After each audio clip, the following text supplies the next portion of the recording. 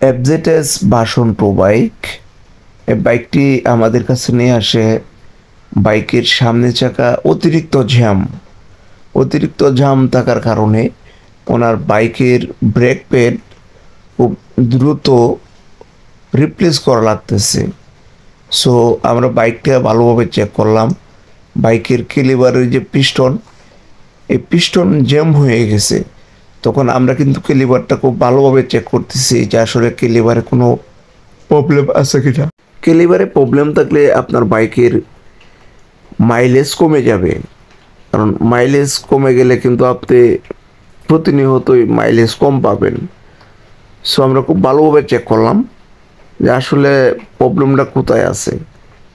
এই প্রবলেমটা খুঁজে বের করে দেখলাম যে ভিতরে দেখেন, আমি আঙুলটা দেখাইতেছি, এই যে ক্যালিবারের সিল, এই ক্যালিবারের সিল আসলে ফুলে গেছে, অর্থাৎ জ্যাম হয়ে গেছে। তখন কিন্তু আমি বাইকের ক্যালিবারের সিলগুলা বের করলাম, এক এক করে সব বের করে চেক করে নিলাম যে আসলে আমার কোন সিলটা চলে গেছে। সো আমরা যারা বাইক ইউজ করি, অবশ্যই আপনাদের বাইক যদি অনেক লং টাইম হয়ে যায় তখন কিন্তু ক্যালিবার আর এই যে সিল, ক্যালিবারের বকেটের সিল দেখেন পিস্টনের উপর যে যেমন আপ ডাউন করে, আমি আপনাদেরকে দেখাইতেছি সহজেই বোঝার জন্য। কারণ এই সিলটা যদি জ্যাম হয়ে যায়, আপনার সামনের চাকার ব্রেক প্যাডও ডিস্কের সাথে লেগে থাকবে। আমি কিন্তু দুইটা পজিশনের সিলি বের করে নিচ্ছি, কারণ দুইটা সিলে কিন্তু ফুলে গেছে, অর্থাৎ নষ্ট হয়ে গেছে।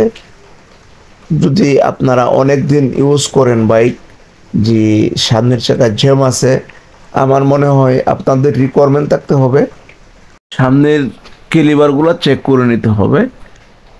তখন কিন্তু আপনার বাইকের সামনের ক্যালিবার থেকে যদি কোনো রকম প্রবলেম ফেস করেন, এটা কিন্তু খুব সহজেই কার্ডটা রিমুভ হয়ে যাবে। আসলে এই সিলটা কিন্তু অনেকেই জানে না সিলটা আসলে আছে কিনা, সিলটা কীভাবে কাজ করতে হয়। যারা আমাদের ভিডিওতে নতুন, অবশ্যই এমন নতুন ভিডিও পাওয়ার জন্য আমাদের সাথে থাকতে পারেন, যেন আপনারা নতুন নতুন ভিডিও পেয়ে যান। তখন কিন্তু আমরা সম্পূর্ণটা চেক করে ফাইনালি আমরা এখানে পিস্টনগুলো আবার চেক করে তারপরে কিন্তু আমরা ইনস্টল করব। দেখেন এখানে কিন্তু দুইটা পিস্টন এবং 4টি অয়েল সিলের কিন্তু দুইটা আলাদা আলাদা, এক পাশের দুইটা মোটা, আরেক পাশের দুইটা চিকন।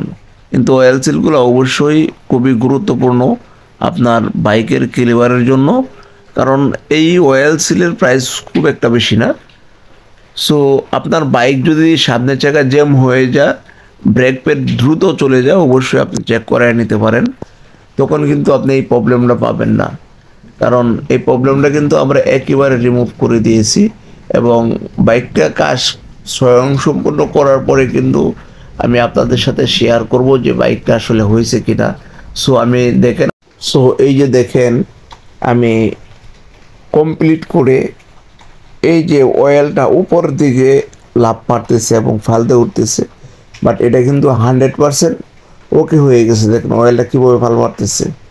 সো আপনারা যারা আমাদের ভিডিও নিয়মিত দেখেন, অবশ্যই আপনাদেরকে বলবো এই ভিডিওগুলো অন্যদেরকে দেখার সুযোগ করে দিন, যেন তাদের বাইকের যদি এই সেম প্রবলেমগুলো হয়, খুব দ্রুত সময় যেন কাজ করায় বাইকের সমস্যার সমাধান করতে পারে।